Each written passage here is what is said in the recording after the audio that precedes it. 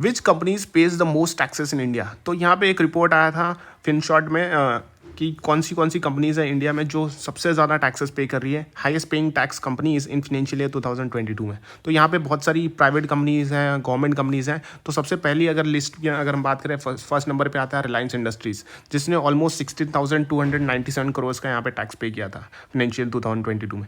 Second number पे आ जाते हैं टीसीएस वाले, टाटा कंसल्टेंसी सर्विसेज, जिसका मार्केट कैपिटलाइजेशन बहुत ही ज़्यादा है एंड उसने पे किया था 13,238 करोड़। फिर एचडीएफसी बैंक है। एचडीएफसी बैंक जो है बैंकिंग सेक्टर में एक बहुत बड़ी कंपनी है। सो 12,054 करोड़ का इन्होंने टैक्स पे किया था फाइनेंशियल 2022 में। और एचडीएफसी बैंक की अगर एक खास बात बताऊं तो वो पे करते 11.8% ऑफ इस रेवेन्यू एज अ टैक्स। जो भी उन्होंने रेवेन्यू कमाया था उसका 11.8% उनका टैक्स में चला गया फाइनेंशियल ईयर 2022 में। फिर आते हैं फोर्थ नंबर पे, जो कि एसबीआई आती है, एक गवर्नमेंट ओन कंपनी है एसबीआई, एंड 11,746 करोड़ का इन्होंने टैक्स पे किया था फाइनेंशियल ईयर 2022 में। फिर वेदांता ग्रुप है 9,255 करोड़। JSW Jindal steel 8,807 crore. उसके बाद आ जाता है टाटा स्टील, जिसने पे किया था 8,477 करोड़ जो फाइनेंशियल ईयर 2022 में। फिर आ जाते हैं एक और आईटी कंपनी, टीसीएस के बाद दूसरी आईटी कंपनी यहाँ पे आ रही है। ऑलमोस्ट टीसीएस 13,000 करोड़ पे करती है। इन्फोसिस उसका ऑलमोस्ट हाफ या 7,900 मतलब ऑलमोस्ट 8,000 करोड़ यहाँ पे पेमेंट करती है टैक्सेस इन फाइनेंशियल ईयर 2022 में। फिर एक और प्राइवेट पब्लिक कंपनी आ जाती है Indian oil corporation. Indian oil corporation 7,549 crore. फिर एक और पब्लिक सेक्टर कंपनी है ओएनजीसी, जिसने 7,343 करोड़ पे किया था।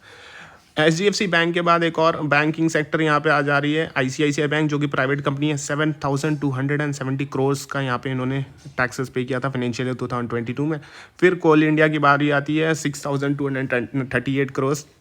फिर एक आईटीसी कंपनी है, आईटीसी जो एक कॉन्ग्लोमरेट है, बहुत सारे सेगमेंट में है, जैसे कि एफएमसीजी सेक्टर में बहुत सारे सेगमेंट में।